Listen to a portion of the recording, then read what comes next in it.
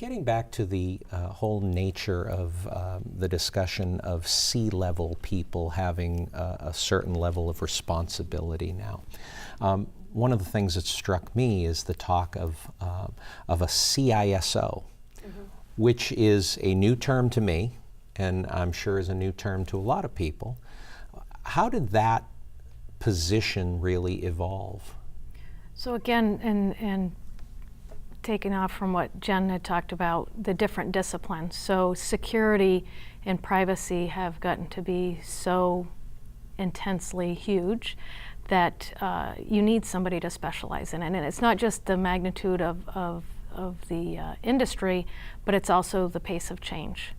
And that probably is one of the biggest challenges that we as security professionals face is not just getting current, but staying current, staying relevant, staying ahead of the threat actors. There's innovation happening very quickly. Bad guys and good guys. It's always, or good gals and bad gals. It's always a cat and mouse game as far as who's ahead of the curve a little bit. And so within your organization, the CISO looks at the overall encompassing elements of where is the organization that they serve, and where is the security risks that exist in the environment today, and where do they need to be in the coming months or years. In a CISO, there's credentialing that happens. It's fairly limited. The number of CISOs across the globe is not enough. There's not enough credentialed people at this point to fill all the CISO needs across the globe.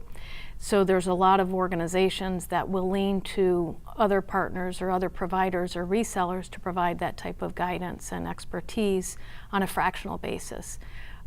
That way it becomes much more affordable, but the organization has the knowledge that individual can offer to help guide them to sustain their business model. So let's talk a little bit about what businesses really need to consider this. I'm taking it from our discussion, this means everything from Fortune 500 to mom and pop. Absolutely. And home users. So if you take a home user, using your example of healthcare and bringing that into a home user, let's say that I'm working for a firm in California and I'm living in the Adirondack Mountains. Anytime that I'm networked into that firm in California, I'm introducing a potential vector of risk for that organization in California.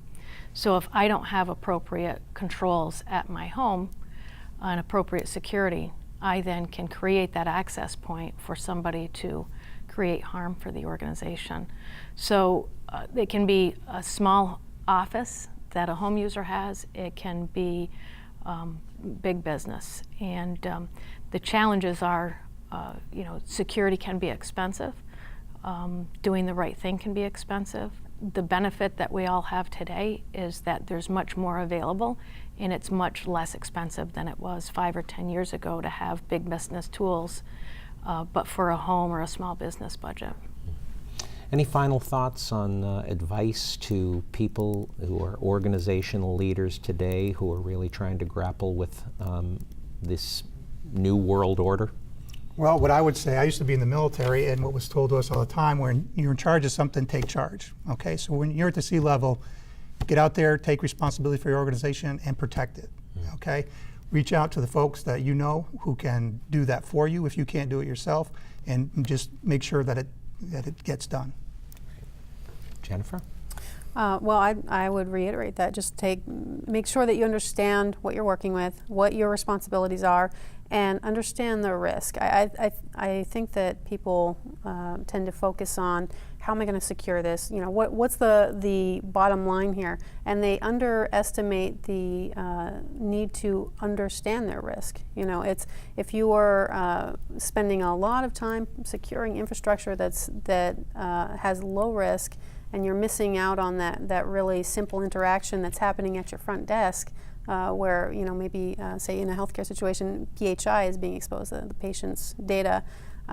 You're missing the point. So understanding the risk and then mitigating that risk with the appropriate layers of security.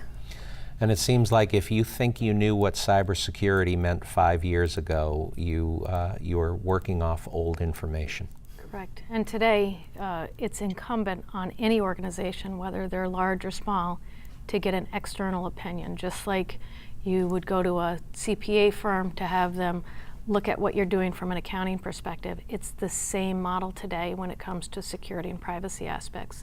You need that external perspective. Even if you trust the person that is day-to-day managing your IT environment, it's incumbent on the C-level to get an outside perspective.